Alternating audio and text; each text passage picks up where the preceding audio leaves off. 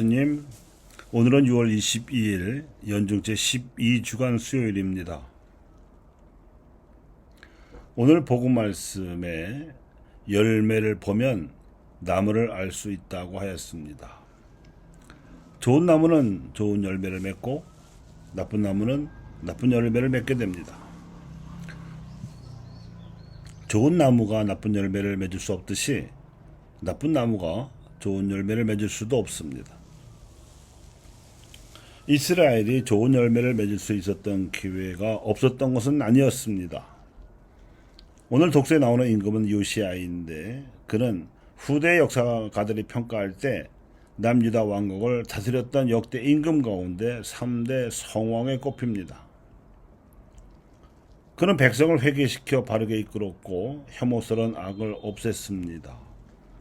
그는 자기 자신도 마음을 바르게 하고자 하였고 무도한 자들이 살던 시대에 경건함을 굳게 지켰습니다. 요시야처럼 모세의 모든 율법에 따라 마음을 다하고 목숨을 다하고 힘을 다하여 주님께 돌아온 임금은 그 앞에도 없었고 그 뒤에도 나오지 않았다고 후세 역사가들은 평가했습니다.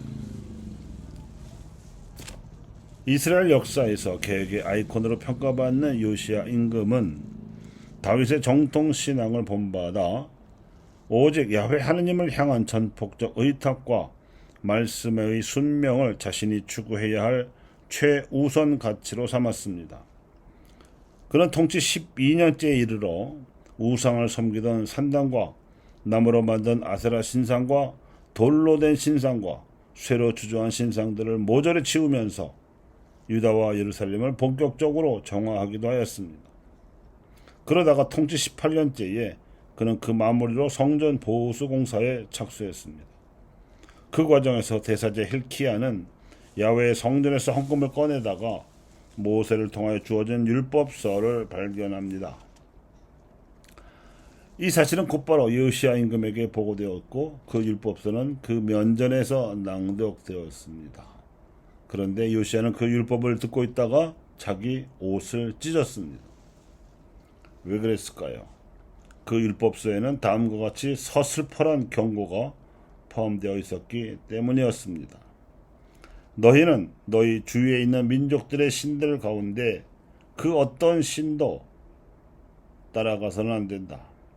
너희 가운데 계시는 주 너희 하느님은 질투하시는 하느님이시다. 주 너희 하느님의 진노가 너희를 거슬러 타올라 너희를 저 땅에서 멸망시키시는 일이 없게 하여라. 그리하여 요시야 임금은 우선 백성들을 모아놓고 일종의 계약 갱신식을 성대하게 치루었습니다.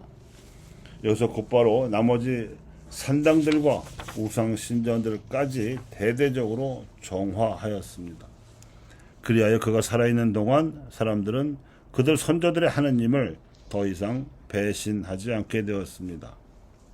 나아가 요시야 임금은 계약의 법전에 기록된 절기를 꼬박 챙겨서 지키는 전례 개혁을 단행했으니 그 대표적인 사례가 파스카 축제였습니다. 이리하여 예루살렘에서 최초로 민족을 해방하여 주신 하느님을 기리는 가월절 축제가 대대적으로 거행되기 시작했던 겁니다. 하지만 이렇듯 철저한 요시야 임금의 개혁에도 불구하고 그 다음 때부터는 흐지부지 되는 바람에 백성의 광범위한 회개는 이루어지지 못했습니다. 이러한 역사적 사례는 예수님께 있어서 잊을 수 없는 기억이었습니다. 열매 맺지 못하는 무화과 나무와도 같고 포도밭에 심겨진 무화과 나무와도 같은 민족의 통탄스러운 역사를 보면서 예수님께서는 민족을 이렇게 황폐하게 만든 거짓 예언자들을 조심시키셨습니다. 그리고 12제자로 시작하신 교회가 새로운 이스라엘로서 좋은 열매를 맺기를 바라셨습니다. 한국교회는 전세계 역사상 유례가 없이 이 땅에 자생적으로 세워졌지만 곧 이어 박해를 받아야 했습니다. 믿는 일이 죄요, 하느님을 섬기는 일이 임금을 반역하는 죄로 간주되었던 이 엄혹한 시절을 무려 100년 동안이나 겪고도 살아남아 이후 또 다른 100년 동안의 큰 나무로 성장하였습니다.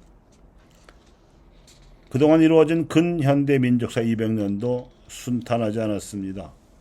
아무도 미워하지 않았고 그 어떤 죄도 저지르지 않았던 착한 백성을 괴롭히고 죽이느라 국력을 소진한 조선 왕조가 일제에 의해 멸망하더니 지난 한 세기 동안 국운이 바닥으로 떨어졌던 대한민국도 후진국에서 개발 도상국을 거쳐 선진국 대열에 들어섰습니다.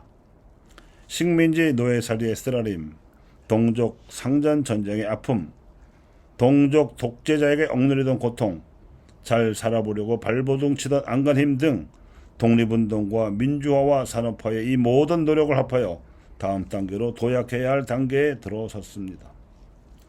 이제 민족도 교회도 열매를 맺어야 할 때가 되었습니다.